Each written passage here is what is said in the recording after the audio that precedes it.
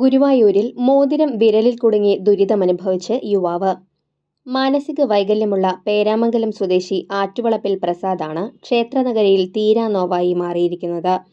3 പതിറ്റാണ്ടിലധികമായി തെക്കേനടയിലെ മഹാരാജ ജംഗ്ഷനിൽ കടകളുടെ വരാന്തകളിലാണ് പ്രസാദ് കഴിയുന്നത്.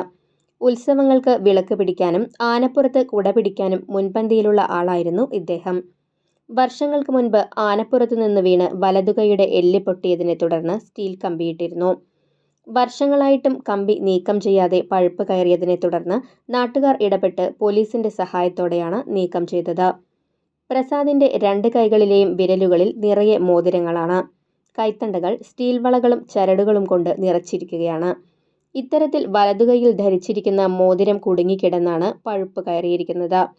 ആരും കാണാതിരിക്കാൻ കൈ തുണിയിട്ട് മൂടുകയാണ് പ്രസാദ്. മുറിവിൽ നിന്നും അസഹ്യമായ ദുർഗന്ധം വമിച്ച് ഈച്ചകൾ പൊതിയുന്നുണ്ട്. വേദന മൂലം പല രാത്രികളിലും ഉറങ്ങാനും കഴിയുന്നില്ല.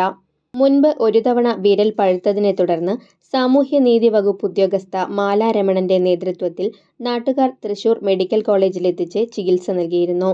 ഇപ്പോഴും ആശുപത്രിയിൽ പോകാൻ നാട്ടുകാർ നിർബന്ധിക്കുന്നുണ്ടെങ്കിലും പ്രസാദ് തയ്യാറാകുന്നില്ല. ബന്ധപ്പെട്ടവർ ഇടപെട്ട് പ്രസാദിന് ആവശ്യമായ ചികിത്സ നൽകണമെന്ന് നാട്ടുകാർ ആവശ്യപ്പെട്ടു. ഈ അവസ്ഥയിൽ തുടരുന്നത് ജീവന് തന്നെ ഭീഷണിയാണ്.